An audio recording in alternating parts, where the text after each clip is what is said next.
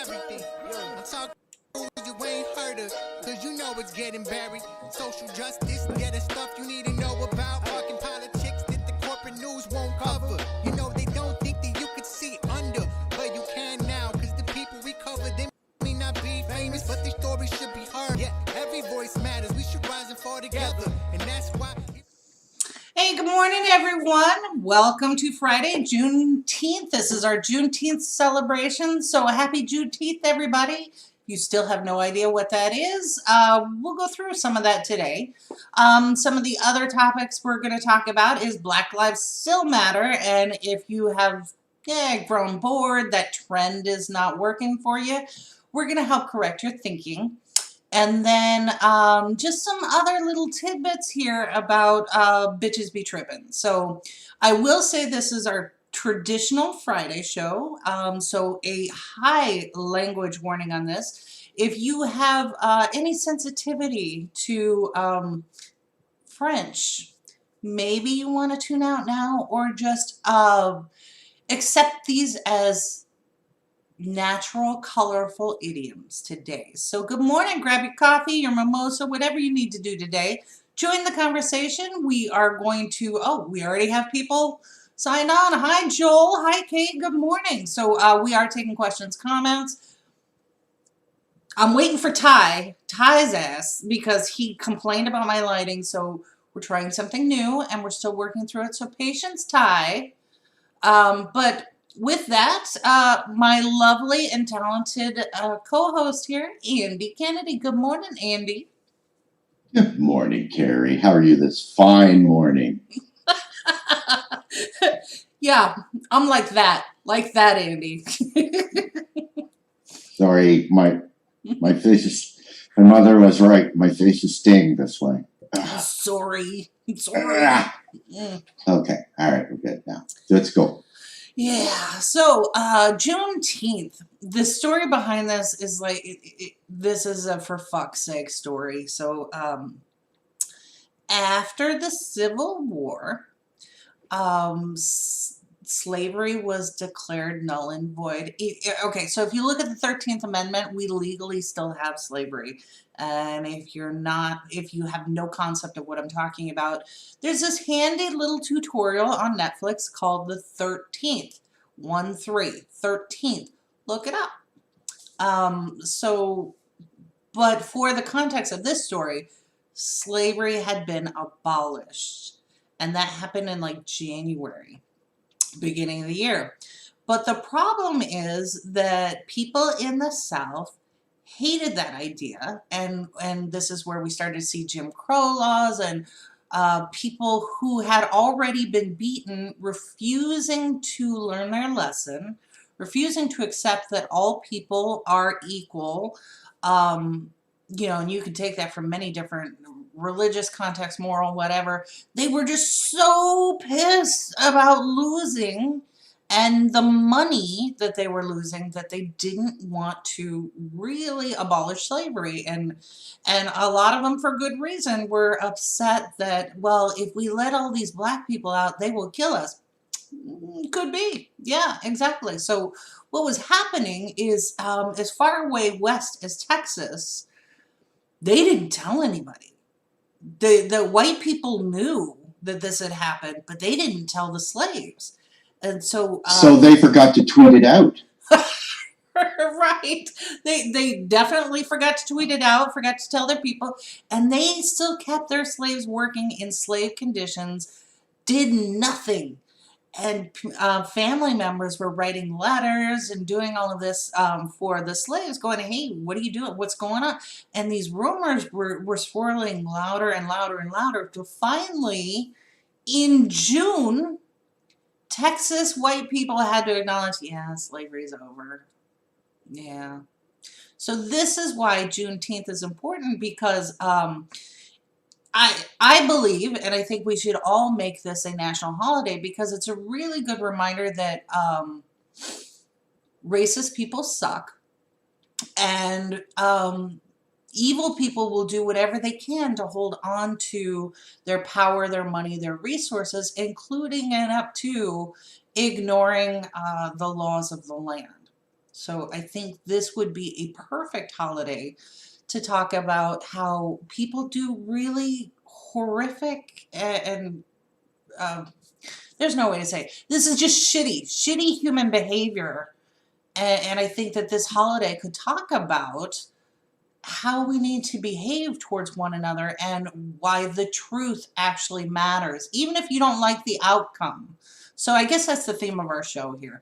If you don't like the outcome of the result of the end of the war, a change of a law, if there is a grievance board who comes out with a finding that you don't like, suck it up, cupcake. You don't get to change the rules. So, And I love the idea that if it's a national holiday, right, the people that insist on going to work still racist. yeah, they become a PSA. So there you go. So just real quick, good morning, Robert Vale, who joined us. Robert, good morning.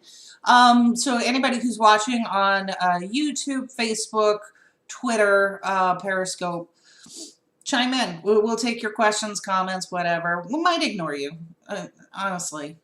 Well, it won't be intentional. No. It's just because, we weren't looking in the right spot. Right, exactly. So this is what Juneteenth means, and I highly encourage everyone to go out and read about what was happening in Texas, what was happening across the country during this time period, and especially in the South when we had the rise of Jim Crow laws. People were not willing to let it go, so they were more than happy to keep perpetuating evils, which has extended to today, right? So it goes to this idea that, let's say you come down with a cancer diagnosis, right? So Andy, if I come down with cancer and I say to you, well, I'm supposed to go get surgery on it, but I don't want them to remove everything because that'll make me uncomfortable. I just want them to take out the parts around the edges. Is that a good thing? Is that the way that I should proceed?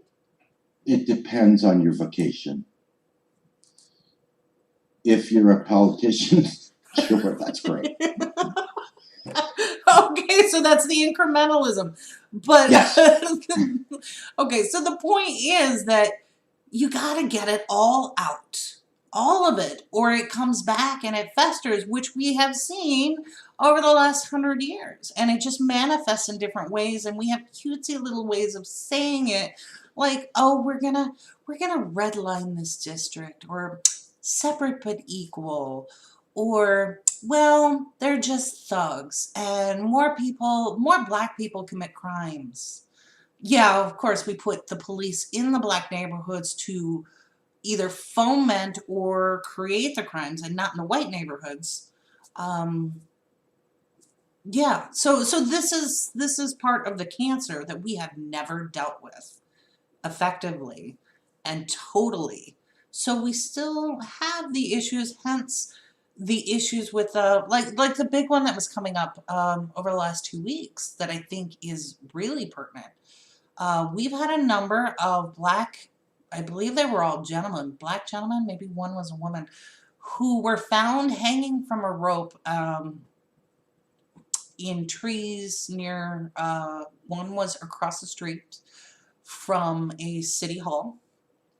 Others were near shopping districts, things like this. So what was interesting about it was, just like with George Floyd, the coroner ruled all of these as suicide. The police were very quick to say there was no foul play. Right, and you have to think about this, right? It's not easy to hang yourself out of a tree branch on a rope. Right. Right? It's really not easy without help. Yeah, and this is what this is how the stories were going. They were saying that all of these were suicides, and then on my Facebook feed, you started to see people recalling incidents. One of them, I don't remember the gentleman's name, but this happened in Tennessee. His friend was a black transvestite who was found burned to death in a cave, and they ruled that suicide. So now I'm wondering if, people are pushing back on this whole idea that the person has hung themselves and it's not a lynching. But do we not need to look at some of these other cases that were all ruled suicide? Because like we had Epstein on here who talked about how court, the goal of court is to get through the docket, not necessarily to find the truth. So do we need to go back and look at a lot of these cases where it was brushed under the rug, it was suicide, it was self-harm? In some cases, maybe it was, but I cannot believe that people are choosing to hang themselves in a public location as opposed to in the privacy of their own home. So I'm trying to balance. Right. Well, exactly, right. And wasn't there just the case just the last couple of days of America's first woman Muslim judge was found dead in a river? Yes. I think I read that yesterday, and they may have said that, this was also a suicide by someone that just wasn't good with knots. Right, exactly. Okay, so that particular judge, that was in 2017, but it does raise the point. That was swept under a rug. Here is the first female Muslim judge ever, and she's found in the Hudson River, and we're like, suicide. Really?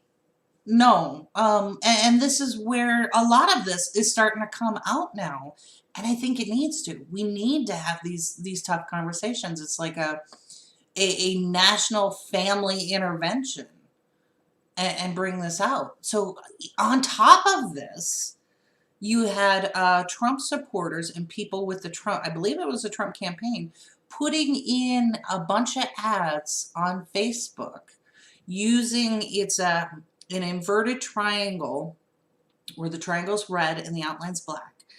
And they were using these to mark events against anti-fascists. And they were trying to say it was a symbol of anti-fascism. Sort of. Here's what happened.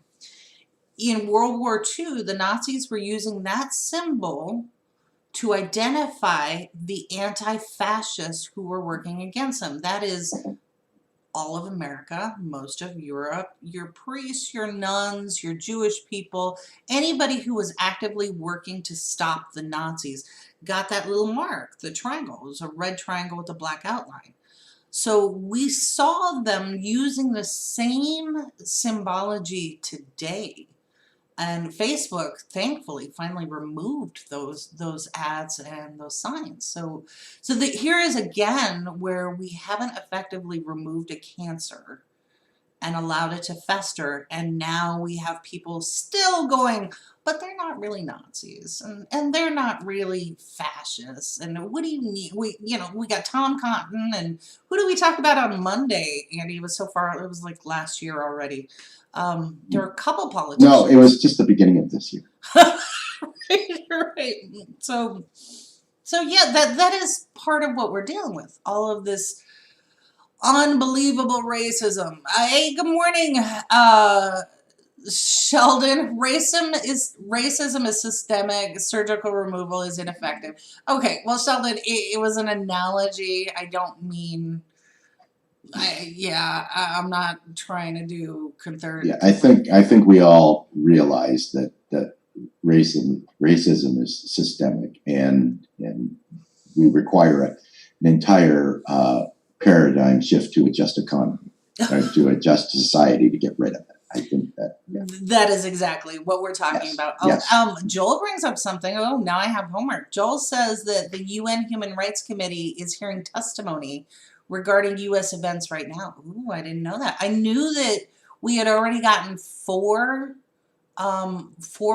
censures because of the kids who are still in cages, by the way, on our border.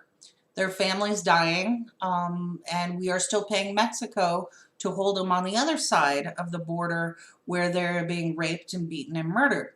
So that's still happening right now. Yeah.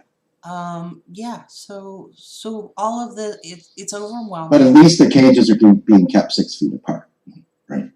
No, they're So not. No, they're not.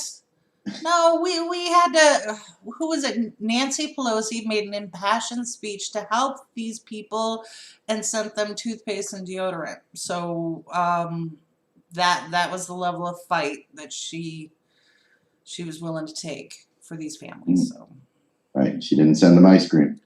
no, she did not. Nor immigration attorneys and judges. But yeah, so that's the context of everything that we're dealing with right now. So just economy. Andy, you want to give a plug out for your podcast real quick?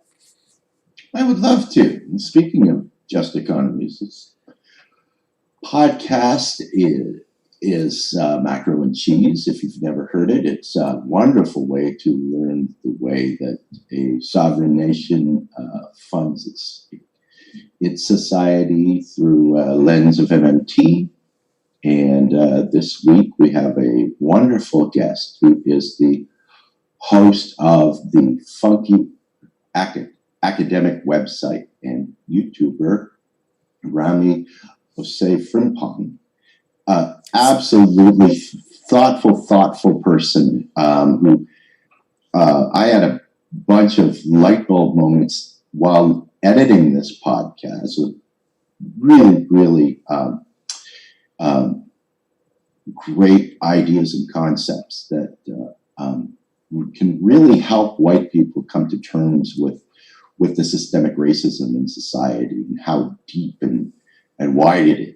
And he also delivers it with a wonderful sense of humor. It's a really nice podcast this week, and it's a must listen, especially in our times now. Absolutely. So this kind of continues the relational theme for today. So we were looking at Juneteenth and how that relates to what's going on right now. And then to Andy's point, if you haven't listened to Macro and Cheese, it is by far the world's best podcast to help you with macroeconomics. And there are so few people who understand macroeconomics that you can go through this list and understand the beginning of neoliberalism and why they need people to suffer. They need a certain amount to be unemployed so that they can maintain a balance and profit, which is an absolute lie for the way that money actually works. So going back to tie this into the Juneteenth thing, the reason that racism became policy in this country, and I've mentioned it here before, talking about Howard Zinn and People's History of the United States, he actually pulls out the law in Virginia. So white people, black people who were impoverished were equal and got along so well that they were starting to marry each other and move in together and have these wonderful, vibrant communities. And the landowners were terrified because they were like, if these people get along too well, then they're going to start looking at us. And we don't want that to happen. So they sow that division, right? It's easy to maintain power if you get two sides fighting together. Then you can step back and take their cookies and nobody notices. So that is where it began here in this country. It is not a natural phenomenon. It's a learned behavior or nurtured by laws. So the same thing happens with money today. So today we don't see ourselves as impoverished with wealthy landowners, but in fact we have the 98% and then these top 2%. So the podcast that Andy's talking about helps you understand why this matters to you today, why everything that they're talking about, like in the Fed and things like this, is absolutely built on a lie, but they themselves practice sound economics for themselves. So best podcast on the planet, Macro and Cheese. Check it out. And I'll just give you a quick sneak peek preview and how this all ties back to what we're talking about today with Juneteenth and Civil War and abolition of slavery. And we're talking about one of the things that Rummy was talking about in this podcast is how we look now to how much there is about people being upset about the destruction of property, right? Even to the extent of property having more rights than people, right? And when you say it that way and you think about how even people in our movement, you know, are all for the protests and understand that it's a good thing, but why do they have to loot and why do they have to burn down buildings? And we're talking about things, but the United States almost, like, and the police are protecting property above people. And when we go back to the roots of that and we try to understand why, how could that possibly be? Where did that come from? We go back to the time of the Civil War and we look at what happened during that time where there was, you know, this, where we are now, where the slaves were freed. And the South that were understanding that their slaves were property. In order to hold on to them, it was important to make property rights the most important rights in society so that the North couldn't take those rights away from them. So this all comes back to a complete circle about why people are so upset about things being destroyed. Things that can all be rebuilt. Oh, and not only rebuilt, but in the building process, help our economy. So exactly. Yeah. Oh, excellent point. So yeah, so this whole divide and conquer, that is the tool of racism. And I can't remember what program it was, but I remember, you know, you and I had the conversation about the Satanist that I was reading about. He lives in San Francisco. And he had, now, for those who don't know, I am a rabid Catholic. Absolutely. Like, totally cool with whether you do or you don't, whatever. But I know my faith going back to the beginning. My husband he's a phenom with canon law. So you're not going to get anything past me. But what we found interesting about this particular person was he talked about how easy it was to shut down a church. So what they would do is look across the landscape and find a church that was vibrant and growing and full of, you know, everything that the Christian faith is supposed to be, and they would target that church. And what he would do, oh, okay, hold on, let's stop. We got Sheldon here with a comment. Andy, Sheldon says, burning black churches is the same reaction to burning white businesses in these demonstrations. No, Sheldon.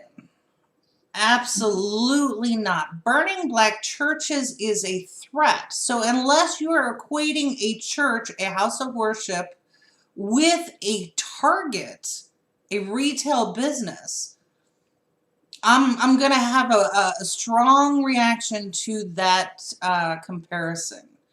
So the black church is the center of the culture.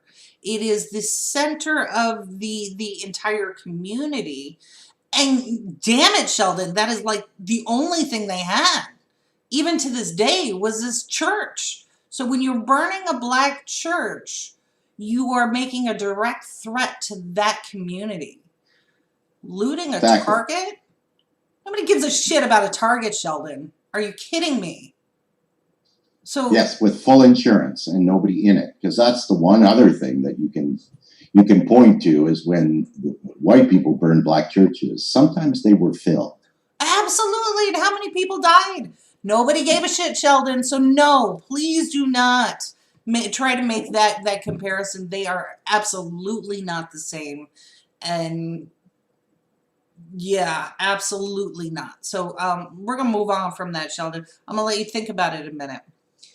But going back to the Satanist, he would join that particular church, and he would be as happy and as he would volunteer for everything and get to know people and just do something small like, hey, I'm a little uncomfortable because, you know, Susie's been talking about Steve a little bit. Like, I get the feeling she doesn't like him. She said some things that, so we just start these tiny little rumors to sow the division. Because when you have people fighting amongst each other, then you can bring down the entire thing. And it's super effective. It has always been effective. This is how laws promoting racism have started on up to everything else. So I want to transition now to the current and the progressive movement, because we see the same thing here. Like, as progressives, we like to think that we're a unified front, not me, us. And we all believe the same, and we all have the same kind of drive, and we recognize all these social and political ills, and we are unified in our desire to make it right. Not always. So I have personally witnessed a number of progressive organizations, groups, clubs, movement, where you see things happen like you have the social stack, right? So we try to elevate and step back so that minorities and disenfranchised can speak. It's how we do it that matters, right? So if I, as a white woman, say that I am going to create space for this black woman to speak, no, I don't get to create that space. It is not mine to create. That right there is weaponizing the social stack. If I take the fact that I am a disabled woman, so I get 2 on my social stack, and use that against Andy because he's a white man, doesn't have social stack, that is weaponizing social stack. So we see this in the progressive movement, where we silence people based on the number of chips that they have there. Are you disabled? Are you a minority? Are you trans? Or all of these things. And that can be used to disrupt a movement. Likewise, it could be something a little more subtle. So I want to transition a little bit and talk about this idea of creating an alternative major party nationwide. So we saw this effort years ago with the Movement for a People's Party, and I honestly don't know what happened. It's been around for years. Haven't seen a candidate run. We have the Green Party, and God love them. The Green Party in my area, awesome. Green Party nationwide, not so much. And part of it is because if you're not a Green candidate, even though you ascribe to the same, like if you were Dementor and you're a progressive, you could not count on Greens to help you in any way, shape, or form. In fact, many times they would turn their back on you. That's a problem. And then in the same context, you would have people from the Democratic Party who were there as agitators to stop, stifle, or disband a progressive group. Excuse me. So this is part of what's happening, and this is human nature. It's not a flaw in the progressive movement. This is human nature, right? So if I need a job and someone has promised me an appointment or a job, and all I need to do is join this group and maybe stop that forward momentum, that's easy. We can do it. So there's a certain amount of policing each other that needs to happen. And a press release came out this week on one of the newest organizations, the National Progressive Party, that was very telling. So I'm going to put up just a little bit of this, and you can go to the National Progressive Party website and read about what was going on. But I have a personal take on this one. So Andy, if you will indulge me just a moment, I'm going to put this stuff up here. Please. Okay. Absolutely. Okay, so this statement came out on June 17th, statement on recent events and corrective action. So what was interesting was when this action to create an alternative to Democrats and Republicans nationwide started, huge influx of excitement, enthusiasm, momentum, and then it just kind of, it's like something stopped, right? So this statement that was released, I think, helps explain what was going on behind the scenes. So if we take a step back and we look, now this is just an excerpt of it, there's a really long one, and I'll post the link to it, or you can go out to their Facebook page, it's there. So in this context, you have a $1 billion political structure, and including the shadow industry. Like Nancy Pelosi has children and grandchildren who are thriving and making money off of her position in power. She's a Democrat. So you have every election, you have all of these people who make money working for Democrats. It's a huge money-making industry, and honestly, the fastest way to get notoriety, celebrity, or wealth is through politics if you can play a good game, right? So, of course, an effort like this is going to attract the people who are sincere, people who are enthusiastic but don't really know how to do it, and then this other element of, I'm going to go in there and get some money, I'm going to go in there and disrupt this, or I'm going to go in there and make sure it never gets off the ground, right? So all of this stuff pouring in. And here in this press release, you can see exactly what happened, right? So NPP is coordinating with legal authorities to provide extensive detail and full documentation on actions that included one or more individuals who may have formed a PAC organization and filed an entity with the Federal Election Commission under the sole ownership and for the benefit of collecting contributions. What the fuck? Are you kidding me? So in this, you had people who were, you know, I don't even want to speculate. I mean, I'll do it on my personal Facebook page, but I would say go out and read this. Go out and read this in its entirety. Sit back, digest it, think about it. Think about what was going on here, okay? And the fact that there's some legal stuff getting involved here. But this is where it got interesting and very personal to me. So this is a little bit further down this press release. So aside from donations and contributions, this piece. In addition to these actions, NPP has been made aware of several attempts by these same agents to mislead and coerce volunteers to resign as volunteers from NPP under the pretense of absolving them from future legal threats. Okay.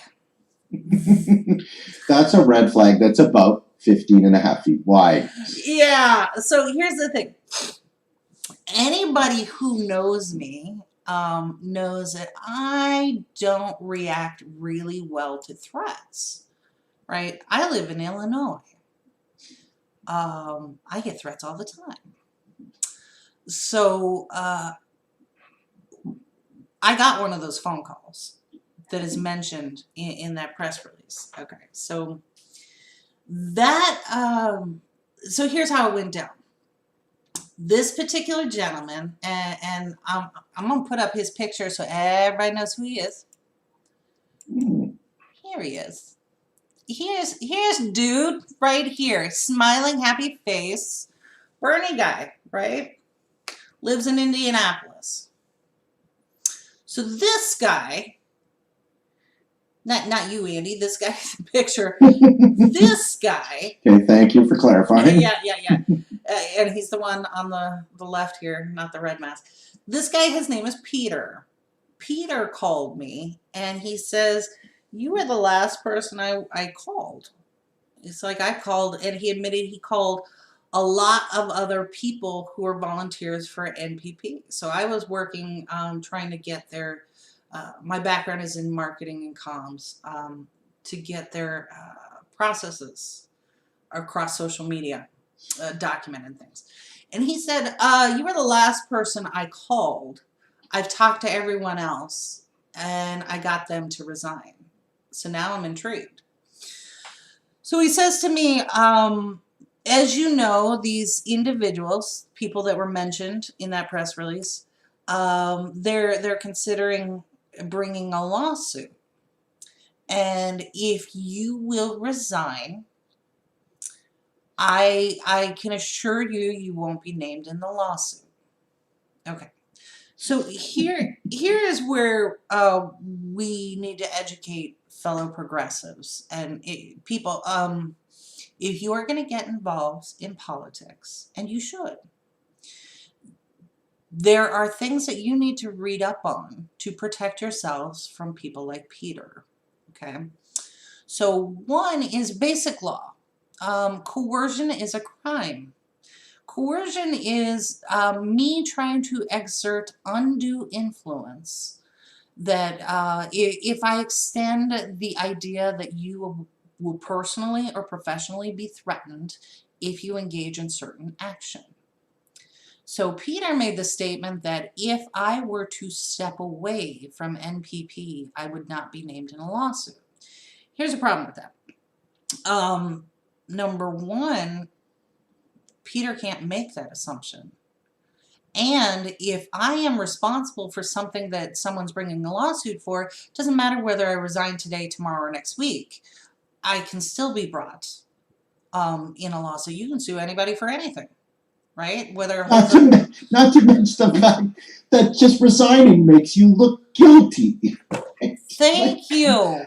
Come on, people. If you're going to play a blind threat, like a subtle blind threat like that, okay, if that person is guilty of a transgression, then it can be completely successful. But if they aren't, it can absolutely blow up in your face.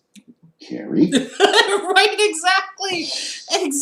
So Mr. Peter went on, and what was interesting about this is I highly encourage everyone to Google coercion, just the word coercion, crime. In most states, it's a misdemeanor, right? So it's you don't do it. It's a bad idea. But in the context of politics, organizing a political activity, it becomes a felony in most states. So the NPP is organizing a new party. Peter here was at the time a volunteer board member for NPP when he made this call to me.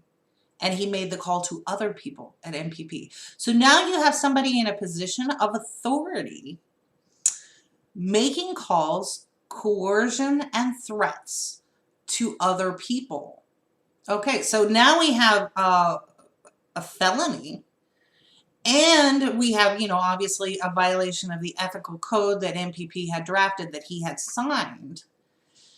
Amongst a number of other things. So this particular person is working for these other people who are claiming whatever the fuck they're claiming, but he is saying that he is a bastion of integrity. Okay, well, red flag.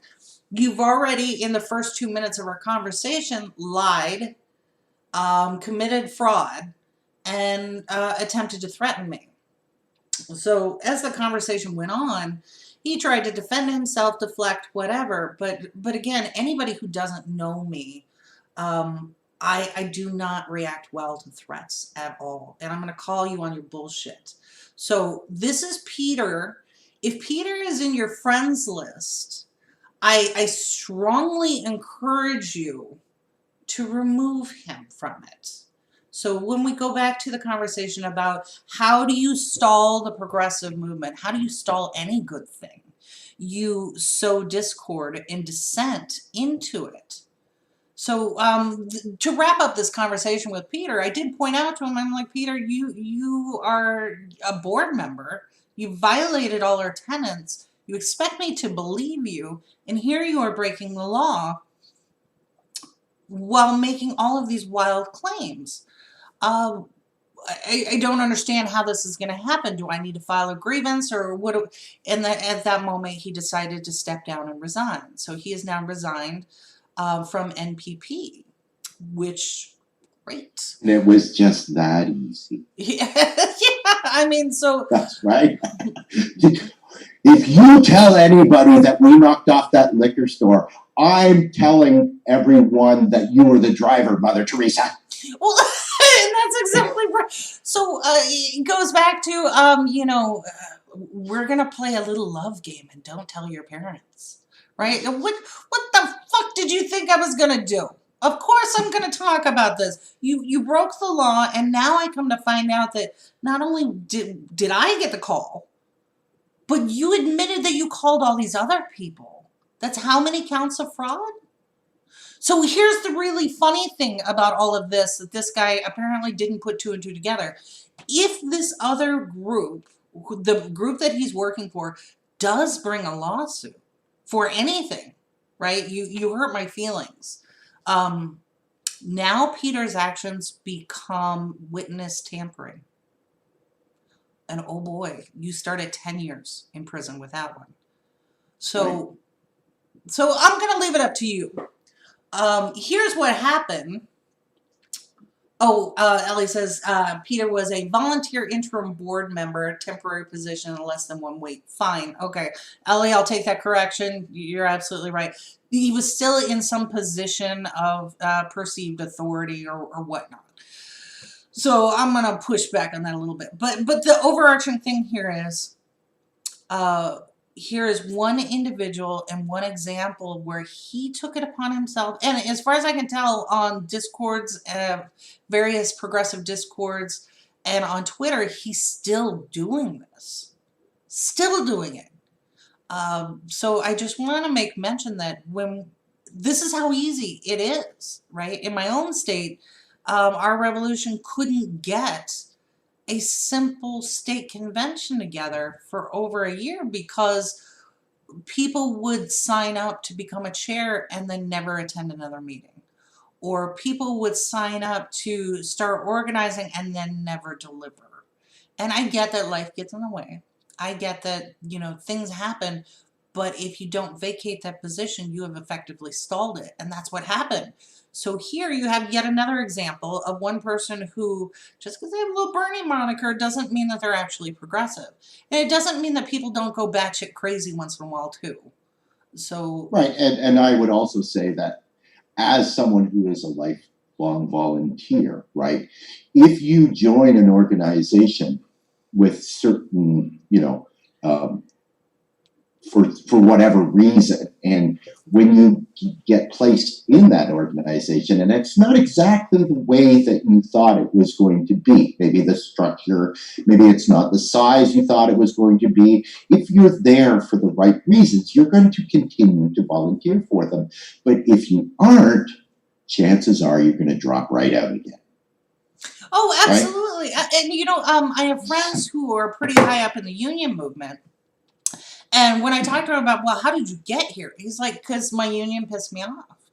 My union leadership pissed me off. So I decided that I was going to join and work my way up. And I wanted to be the person who was the voice of my coworkers, right? So if you join an organization and you don't like the way that it's going, there are ways to appropriately make those changes. And we know people, we will know them by their actions, right? So if you're doing things to misrepresent, outright lie, coercion, intimidation, all of those things, it's probably not a good person.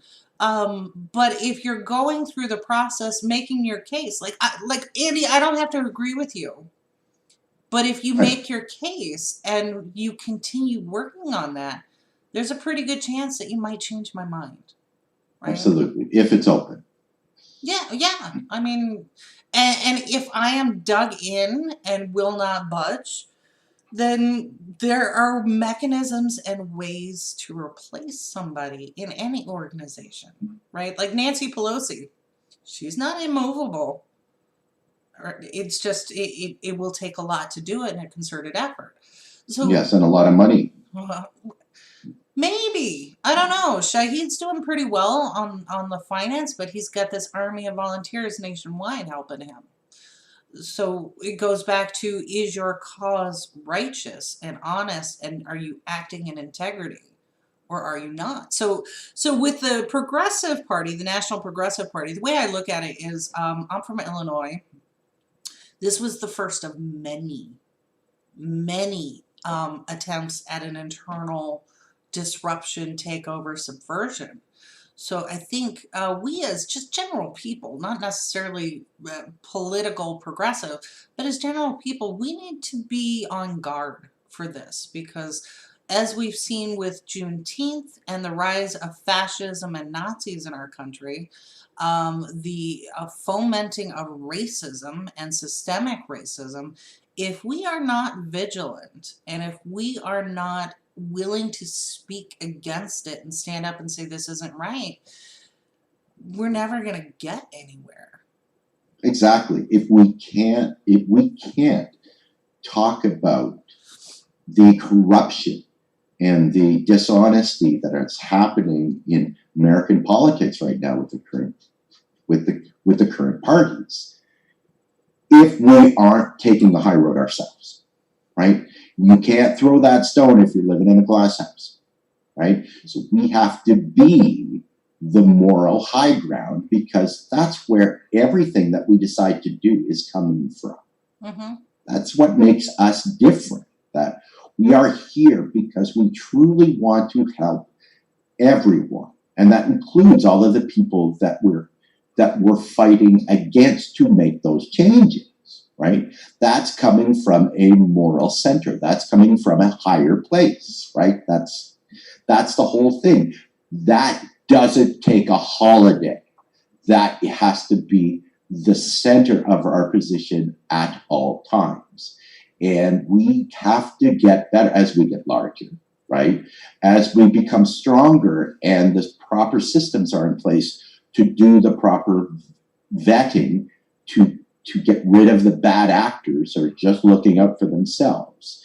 That may become a little bit easier, but it always has to be the backbone of our movement.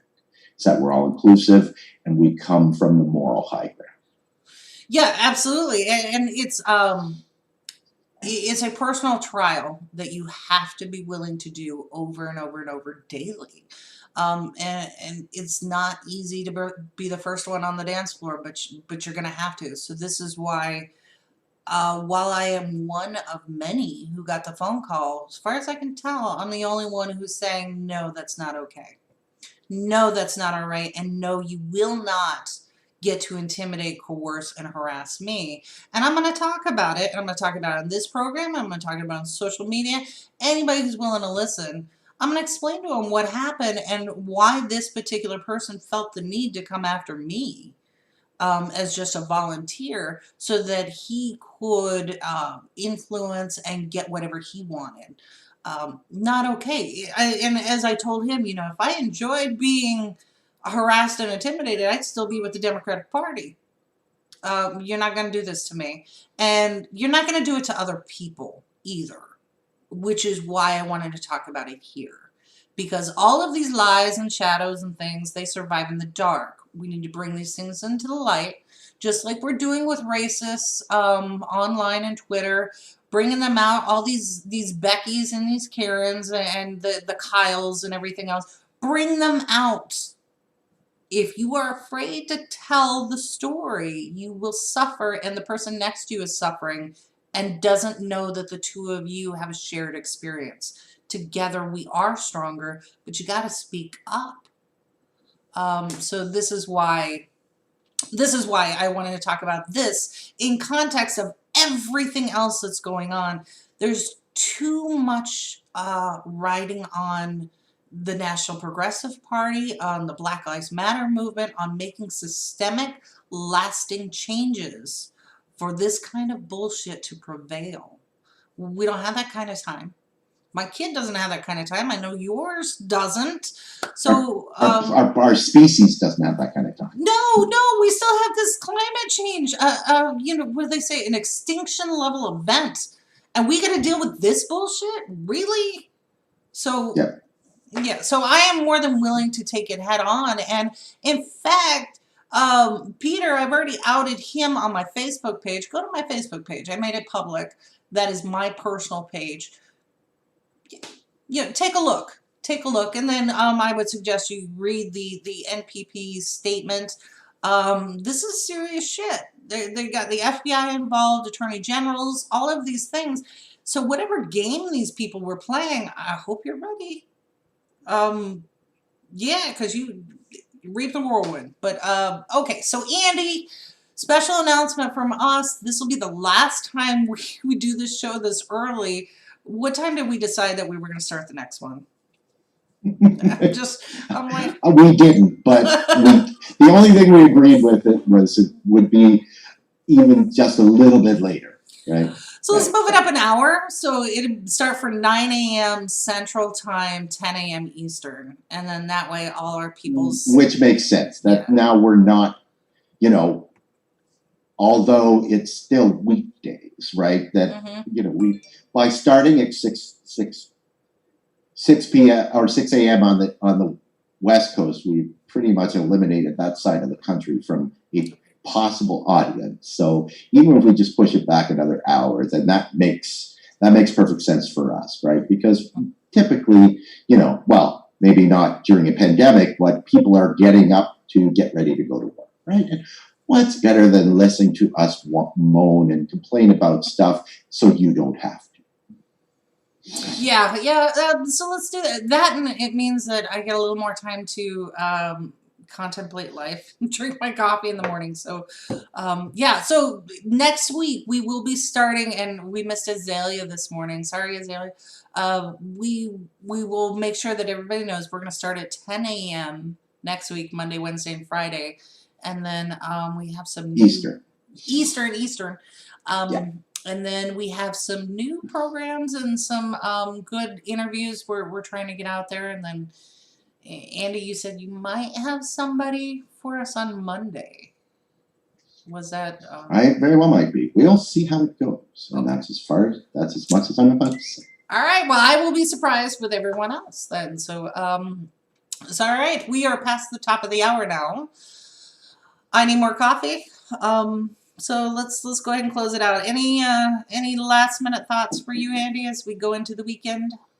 Just wanted to briefly touch on the current tweet from, well, I guess there's a couple, from the one that you already talked about from Donald Trump that was with the upside down red triangle that, not to be confused with the ones that go on the back of tractors that go slowly down the road.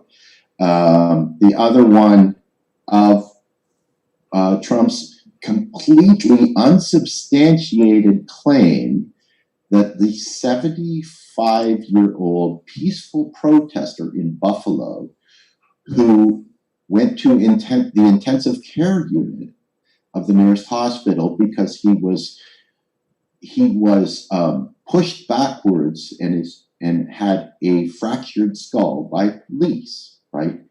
And your lovely president claimed that he could be a member of Antifa and a provocateur, and never trust anyone that uses the word provocateur. Well, here's what's funny about that. Because this particular gentleman has already been claimed by U.S. Catholic bishops as a lifelong volunteer, that he has never had any issue and is not a violent person in any way, shape, or form. In fact, he has given of himself so extensively, this man has been credited throughout Catholic charities. And then what was Trump's response? He visited the National Shrine in DC, which I've been to many, many times. I'm surprised that the nuns didn't whoop his ass when he went there. Because nuns, don't mess with nuns, I'm telling you. We had this one Sister Simone out of Wisconsin who did an entire campaign against the former Wisconsin governor, Nuns on the Bus. They collected their pennies to pay for gas to follow him around the country and talk about what a shitty person he was. So nuns are. I don't think that was the name of the actual push, but I don't think they used the word shitty, but No, because they're nuns and they're better people. So that's right. yeah. So what do you do with that? I mean, so this is the same guy here. Here we go back to credibility. Here's the same guy who was like, drink bleach and put sunshine up your ass, and then hydrochloroquine or whatever it was, and people were dying from this and getting sick. And now this same guy who's totally credible is saying that the 75-year-old is, a provocateur. Yeah, he was returning the helmet to the police. The audacity. Yeah, maybe that is not your go-to source for credible information. I'm just spitballing here. So Well, and wasn't Mark Zuckerberg in line for VP at one point? sure was. And now they're pushing back against his white nationalist You know why? Facebook posts. Because Facebook users and the general public are pushing back on Mark Zuckerberg. And what is his primary focus? What does he want more than anything? That's right. And so he's in line to lose billions and still be a billionaire, but Exactly. So follow the money. That's usually the answer. But right. Thank you for bringing attention to that. And I think that gentleman is still in critical condition. I'm not sure. I believe so. And good thoughts to peaceful protesters that gives selflessly, yes. Their entire lives for the betterment of society. Absolutely. Right? We don't have enough of those people. Mm-hmm. So, if you are considering volunteering or in whatever capacity, please do. And if you're starting to get road weary on the Black Lives Matter and the protests, no, get your shit together. Maybe you take a break from being there in person. We salute you. We love what you're doing. Take a break from being in person, but you can augment and elevate the message on social media and do that from the comfort of your easy chair. So that's easy, no excuses, do it. You can put pressure on your local representatives. There are states that are making racism a health issue, which it is. All of these cases that maybe need to be reopened that have been ruled suicides and swept under a rug, you can help with that too. So all of us. If your goal in this protest was to make a couple of hashtags trend and get Nancy Pelosi to take a knee, you're good. But for the rest of us, we need to continue the struggle. We need to keep pushing. Yeah. Because we're not going to make any real viable change until they understand that the bullshit token concessions that they always say they're going to give us and still don't deliver isn't going to make us stop. Mm-hmm. That's exactly right. I couldn't have said it better. And then one more comment from Joel here. He said, power of information is more valuable than money. So on that, I think that kind of sums up everything that we talked about today, from Juneteenth, Black Lives Matter, the Macro and Cheese podcast, National Progressive Party. All of it comes down to information that can prevail against billions of dollars. So we stick together. We look out for each other. So with that, let's get out of here, Andy. So I will see you on Monday.